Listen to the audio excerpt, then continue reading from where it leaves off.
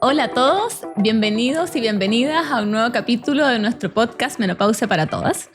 Hoy estamos en Starbucks Reserve, así que aprovecho de agradecer a los colaboradores de Starbucks por facilitarnos este espacio el día de hoy. Hoy vamos a hablar de una enfermedad silenciosa, muy frecuente en las mujeres después de la menopausia, pero de la que seguimos hablando muy poco, la osteoporosis.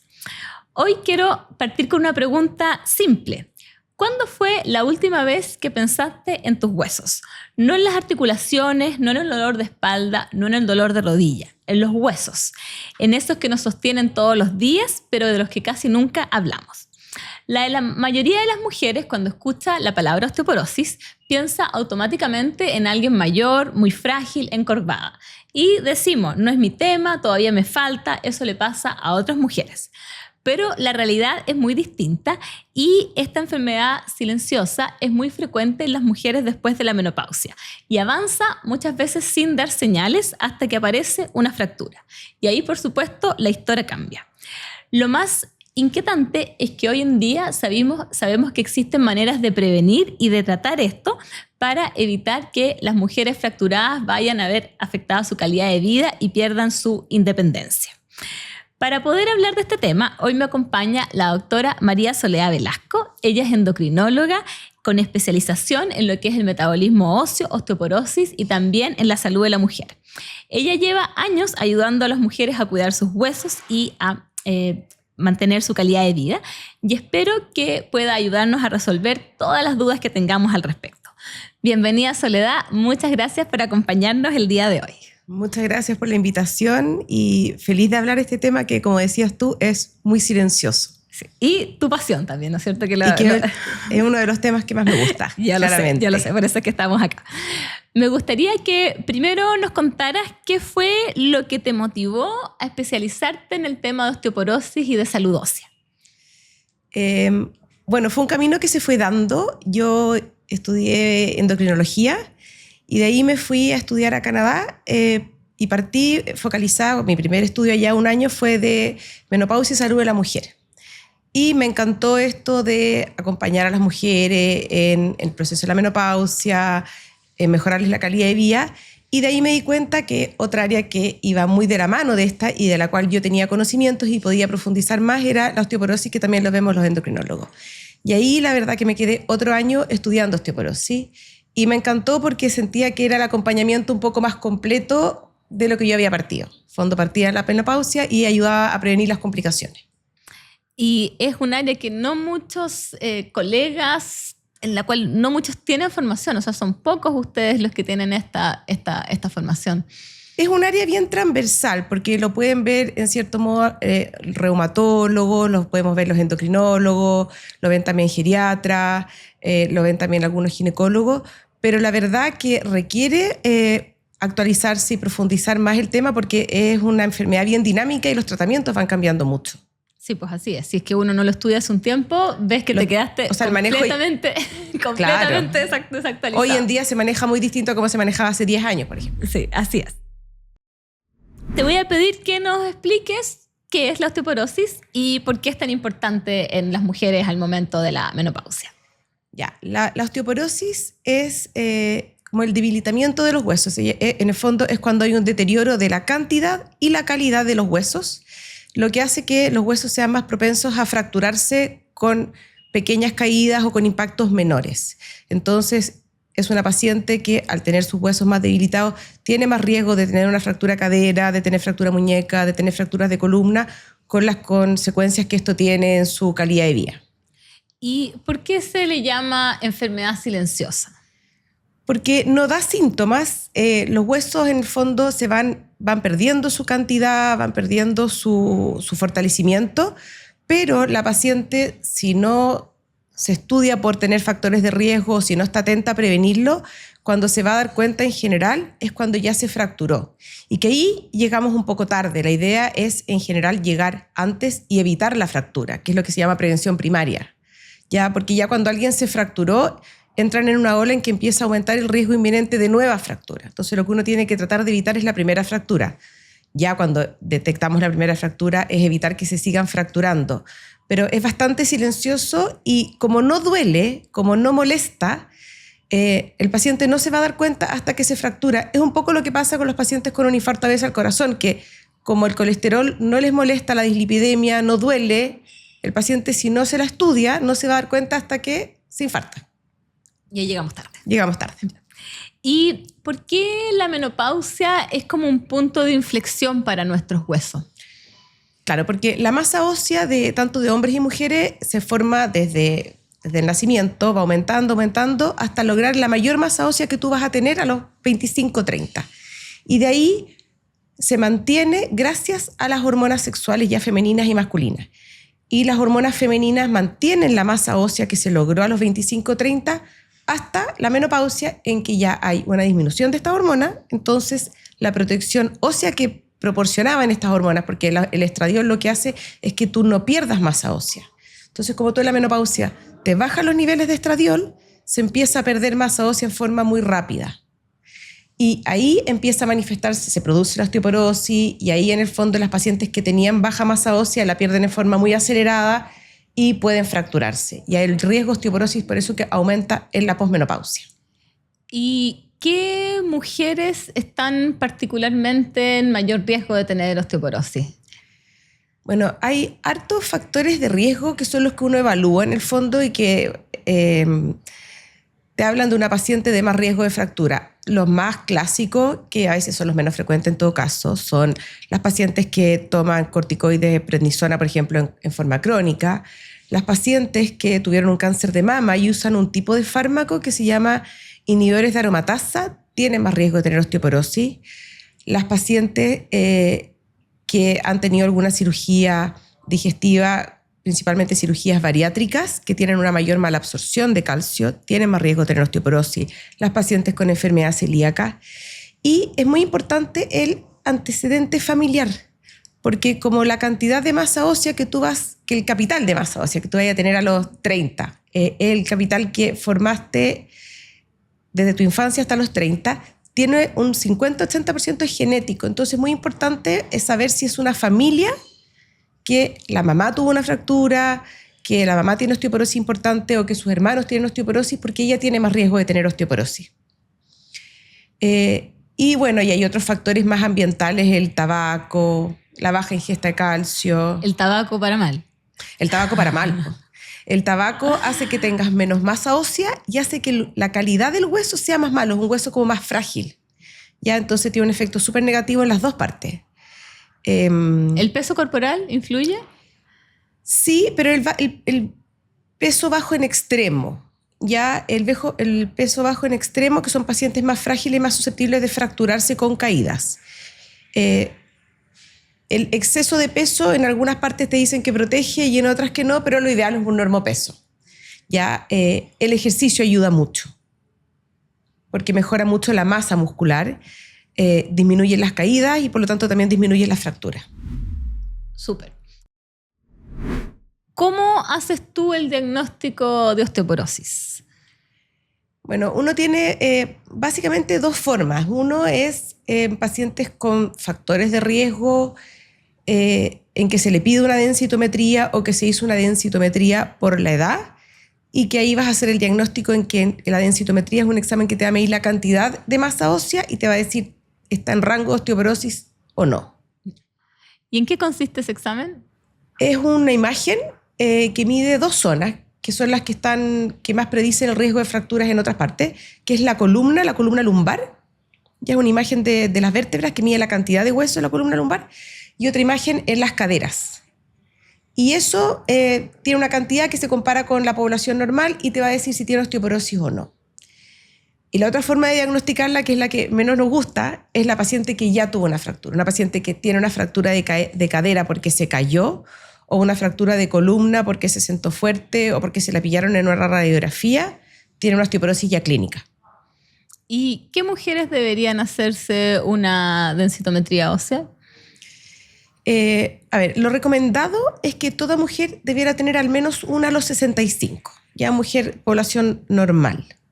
Pero en la población en la posmenopausia uno debiera elegir a las pacientes que tienen más riesgo, y también hacerles una densitometría antes para evitar o hacer prevención antes.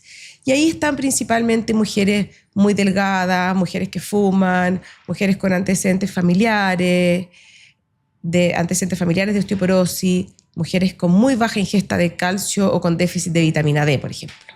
En ellas uno debiera estudiarlas antes. Y también yo pido una densitometría cuando son mujeres que empiezan con la menopausia más jóvenes. Eso es algo que yo, claro, mujeres con menopausia precoz a los 40 de todas maneras, pero a veces tienen como a los 43, 45 años también ahí. Sí, yo también. Yo la pido. En general, antes de los 45 siempre. Cualquier mujer que empezó, mujeres que tuvieron a veces también trastornos de la conducta alimentaria, porque en esos periodos de trastorno de la conducta alimentaria, en general... Que puede ser anorexia, bulimia. Claro, cualquier de ese tipo, tienen periodos de ausencia de menstruaciones por bajo estrógeno. Y en ese periodo también se exponen a mayor pérdida ósea y a tener una mayor riesgo de osteoporosis en el fondo. ¿Y qué significa tener osteopenia? Osteopenia es una densidad ósea disminuida, pero no todavía en el rango de osteoporosis. Hoy en día se trata de no utilizar tanto, porque lo que uno trata de usar hoy día es densitometría ósea, una densidad ósea disminuida, ¿ya? Es la etapa previa, en el fondo, y es donde uno probablemente tendría mucho más impacto en prevenir que avance a una osteoporosis, porque ahí las medidas de prevención, en el fondo, están súper demostradas que sirven y evitas el avance hacia una osteoporosis. Hablaste recién de prevención y me quiero agarrar un poquito de eso. Primero, como partiendo desde el comienzo, ¿qué podemos nosotros hacer desde la infancia y también en la adolescencia para poder lograr una buena salud ósea en la vejez? Que nosotras ya en nuestra edad ya no lo hicimos, pero quizás sí lo podemos hacer como con nuestros hijos y educar al resto para que sí lo hagan. Mira, es súper interesante porque la verdad que la gente se preocupa, o sea, obviamente los pacientes, las mujeres se preocupan más cerca de la menopausia y después, pero es algo que uno debiera preocuparse desde la infancia, y se ha visto que los niños que hacen mucha más actividad física, sobre todo saltos, moverse, logran una mejor masa ósea, porque hay que pensar que en la infancia es el momento donde tú tienes hasta los 20, 25 años de lograr el mayor capital de masa ósea que vas a tener. Entonces, como que ahí tenés que jugártela mucho más.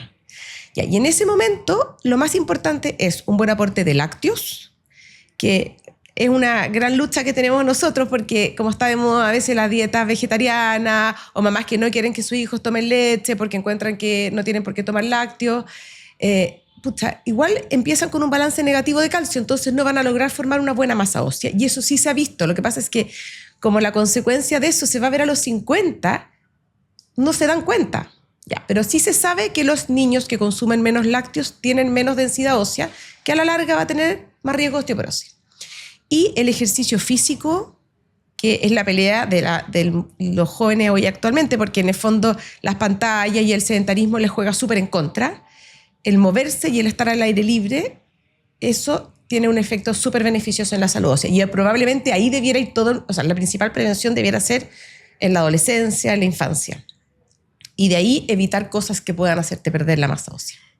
Y para nosotras, que ya estamos, ¿no es cierto?, en otra etapa, y para aquellas mujeres que están perimenopáusicas, menopáusicas ya, o que ya están en la posmenopausia, ¿qué podemos hacer nosotras para cuidar nuestros huesos, para prevenir la osteoporosis, para prevenir la fractura? O sea, yo diría que siempre es importante, siempre se requiere un aporte de calcio y vitamina D, no solamente en la posmenopausia, ¿ya? Y es importante porque los pacientes a veces te dicen, oiga, doctor, es que yo me hice un perfil bioquímico y tengo normal el calcio. Clásico. Pero el calcio en la sangre siempre va a estar normal porque el organismo necesita un calcio en la sangre normal para las funciones musculares, para que se contraiga el corazón, para las funciones de todas las células. Por lo tanto, a costa de mantener un calcio normal, se lo va a sacar a los huesos, ¿ya? Por lo tanto, el parámetro no es que tengo el calcio normal en la sangre, ¿ya? El organismo te lo va a sacar de los huesos porque no puede funcionar con un calcio en la sangre bajo. Entonces, lo que hay que hacer es que no se consuman las reservas, como quien dice. Entonces, un buen aporte de calcio siempre. El calcio que más se absorbe en general y que tiene una mejor biodisponibilidad es el de los lácteos. El ejercicio físico siempre para mejorar la masa muscular y mantener una buena masa muscular, porque hoy en día se habla mucho de la osteosarcopenia. En el fondo, el músculo y el hueso son como un paquete. Entonces, si tú ganas músculo, ganas hueso, y si tú pierdes músculo, pierdes hueso. Entonces, mantenerlo. Entonces, eso en la edad joven. Y en la perimenopausia, ahí lo que uno puede evaluar es, y que ahí sirve, y si está validada como prevención, si la paciente tiene síntomas de la menopausia, por ejemplo, y además tiene un mayor riesgo de osteoporosis, se beneficia mucho de una terapia hormonal, por ejemplo, y esa es una terapia más preventiva.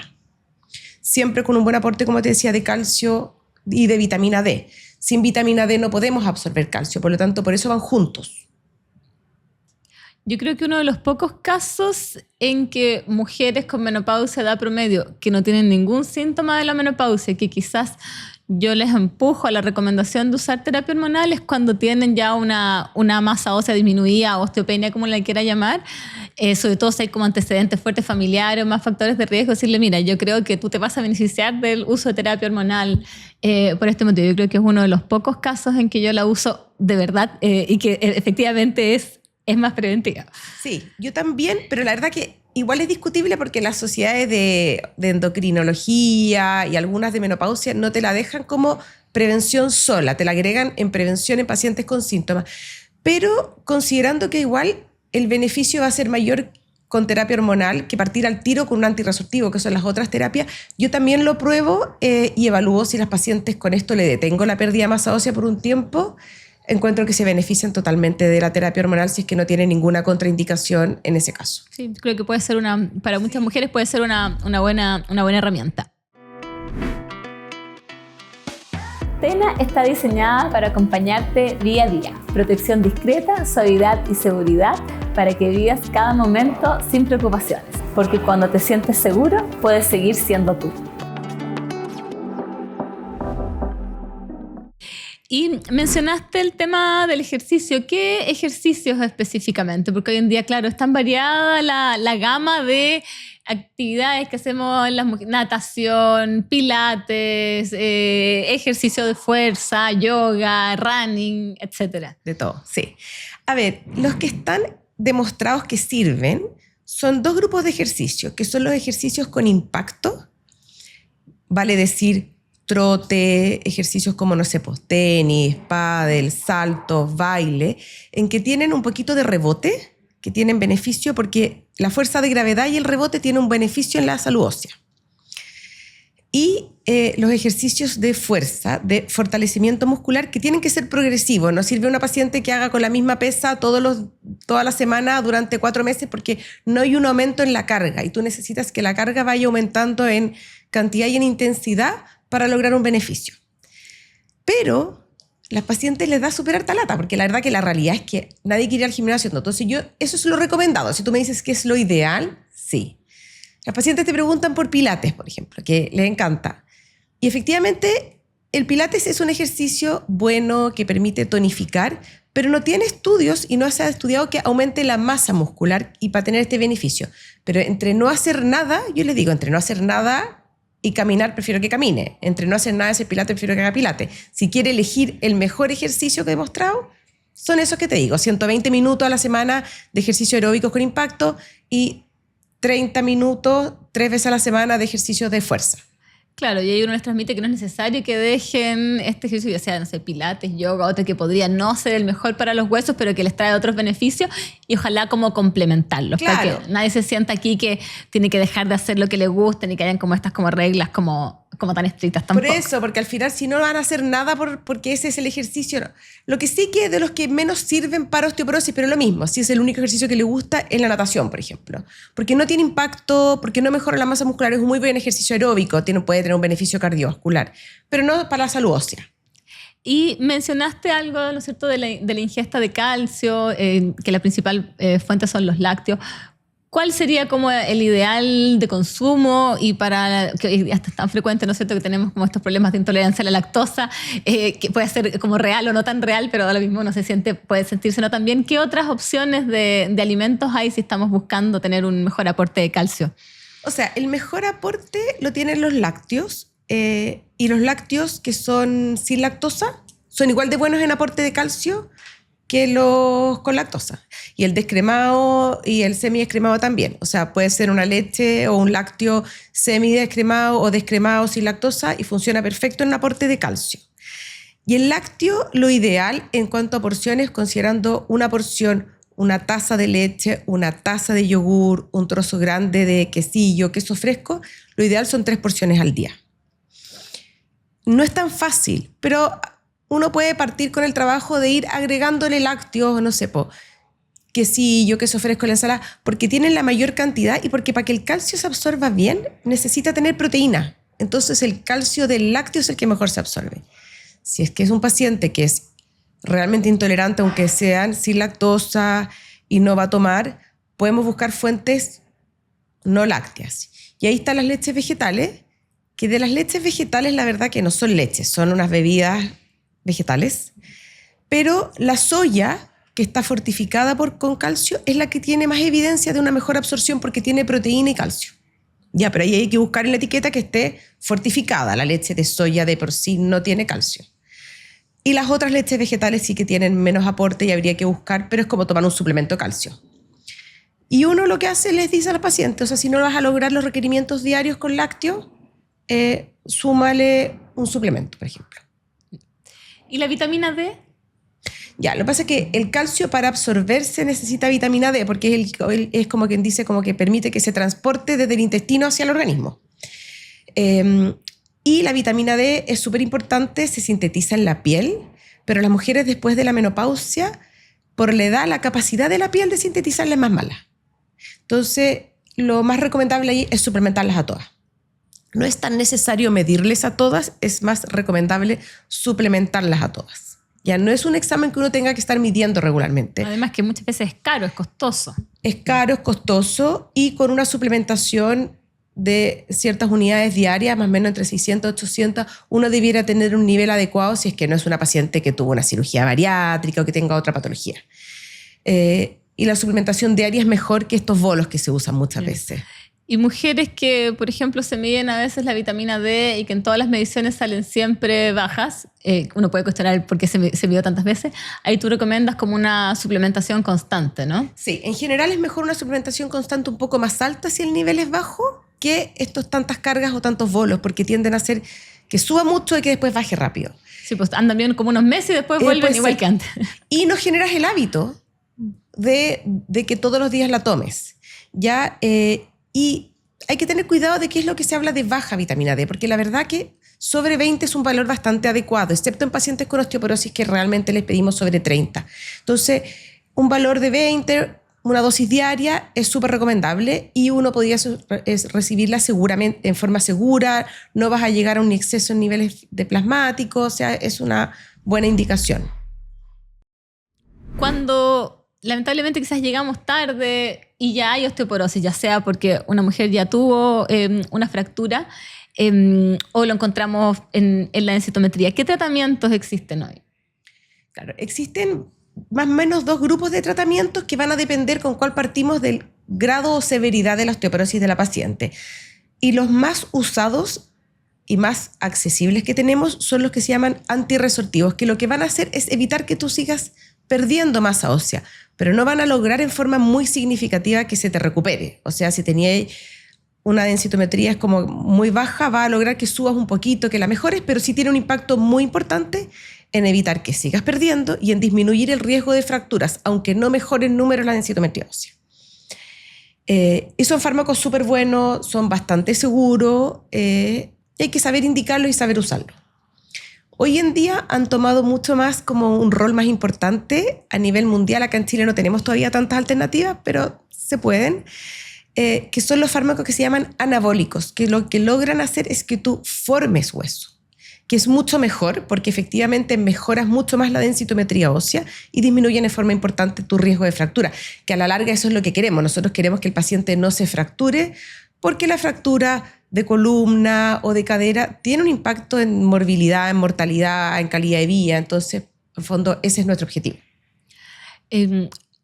Yo veo mucho, probablemente tú más aún, porque ves muchos de este tipo de pacientes que lamentablemente como a nivel de información, llámese redes sociales, como medios de prensa, como no médicos, se demonizan muchos de estos tratamientos antirresortivos que son, ¿no es cierto?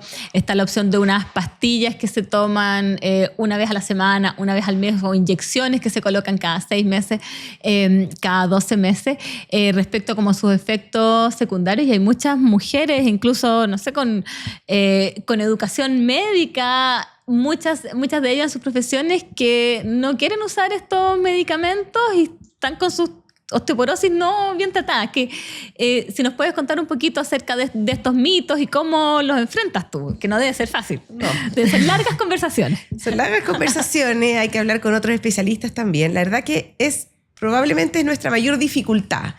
Porque el paciente, sabiendo que a veces tuvo incluso una fractura o que tiene una osteoporosis severa y que el tratamiento tú se lo dejas porque tiene beneficio, pero como es silencioso y la enfermedad se vio en la densitometría y tú sabes que tiene un riesgo muy alto de fracturarse de aquí a poco tiempo, pero no se ha fracturado y no le duele, como que no le toma el valor de tratarse.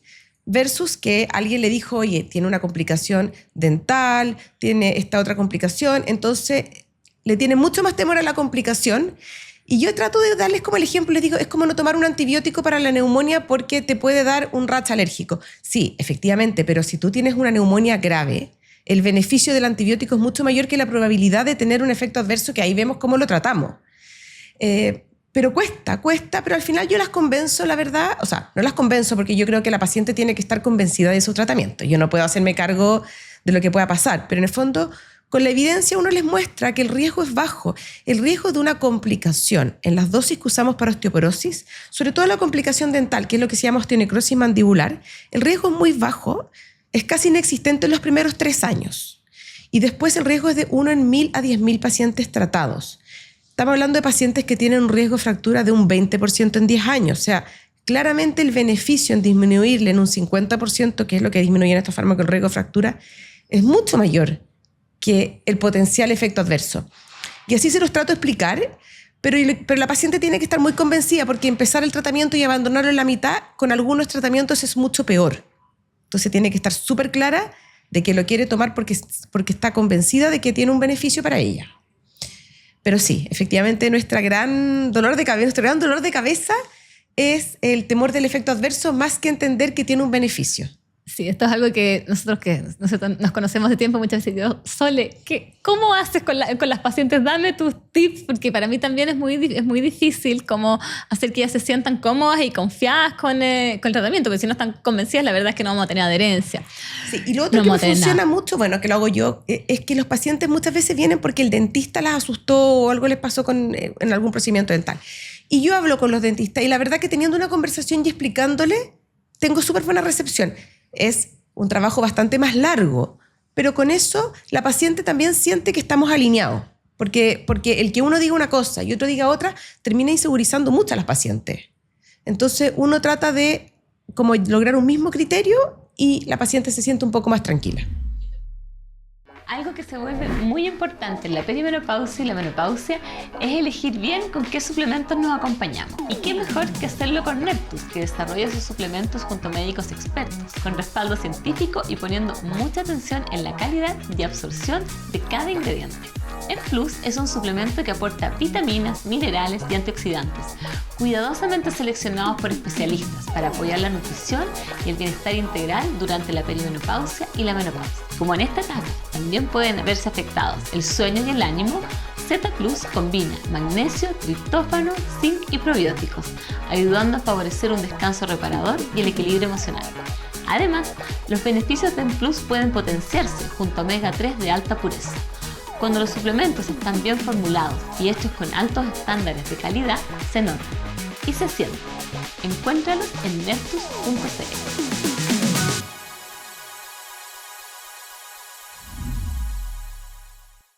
Una de de las situaciones que llama la atención y habla a veces como de la descoordinación y no tanta comunicación de los equipos médicos, es que a veces mujeres que han sido operadas por una fractura de cadera, me ha tocado ver pacientes, no sé, de 60 y pocos años que me dicen, no, tuve una fractura de cadera, me operé, y yo, bueno, ¿estás en tratamiento para osteoporosis? ¿Osteoporosis? ¿Cómo? Yo no tengo osteoporosis. No saben que eso implica un diagnóstico de osteoporosis. No se hizo el enlace ahí en los equipos médicos, no tienen una densitometría, y claro, y al hacer el examen, igual ya tenían osteoporosis, se toman medidas y se hace una intervención y tratamiento para que no vuelvan a tener como una nueva fractura. Entonces, es una enfermedad que lamentablemente no tiene esa llegada. Yo sé que tú en tu lugar de trabajo han hecho como todo este equipo, que a mí me encanta, quiero copiarlo para donde yo estoy, de hacer como un enlace para que no se vaya ninguna mujer con una fractura osteoporótica, claro, de alta sin... En de cadera está bastante, ya lo tenemos más armado.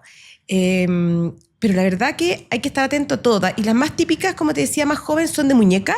Y se operan la muñeca y después a veces se fracturan 5 años después la otra, y como que no hay un clic. O se fracturan el húmero, que en el fondo es la fractura del brazo, que se cayeron de lado. Y esas son las principales alarmas. Y ahí es donde hoy en día uno tiene que buscar, que es como la fractura que se llama como la fractura centinela. Entonces, una fractura, estudiarla al tiro. Porque el impacto de prevención ahí es muchísimo mayor que llegar tarde.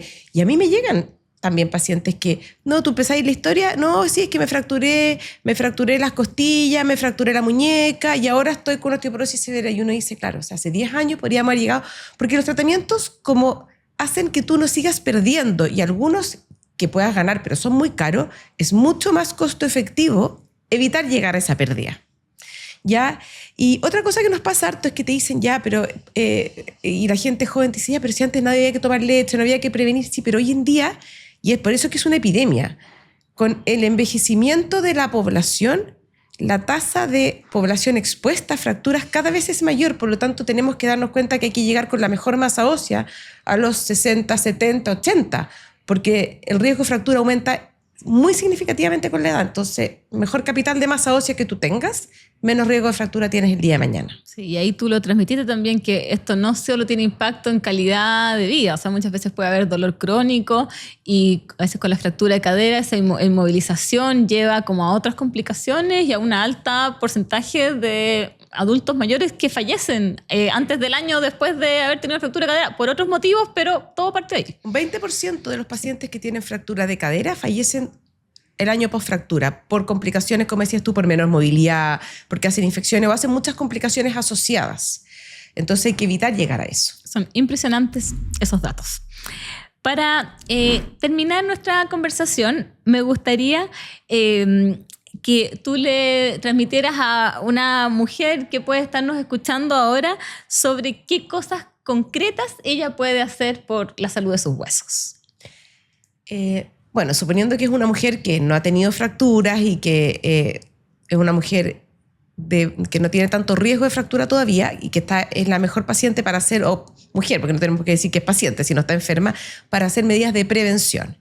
El ejercicio, que tiene infinitos beneficios, sobre todo en la posmenopausia, después de beneficio de riesgo cardiovascular, que es uno de los riesgos que aparece después de la menopausia, y el riesgo de la salud ósea, beneficios cognitivos, o sea, el ejercicio de todas maneras, ya sea ejercicio, como decía yo, el aeróbico con impacto y ejercicios de fuerza.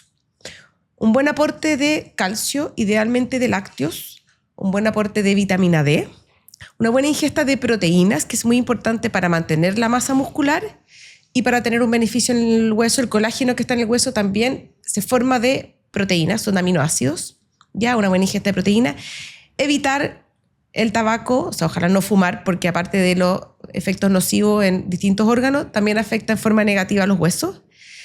Y evitar el consumo o un consumo muy moderado de alcohol, que también tiene un efecto, fíjate, negativo en los huesos. La verdad que es una vida saludable, que es la que uno tiende a recomendar, con una alimentación variada y bien pensada en el fondo. Muchas gracias, Soledad, por habernos aclarado qué es la osteoporosis, que no es una parte normal del envejecimiento, y también por hacernos ver que la menopausia es una oportunidad para prevenir. Y gracias también a nuestros auditores que nos acompañan y los dejo invitados a que también sigan escuchándonos en un próximo capítulo de Menopausia para Todas.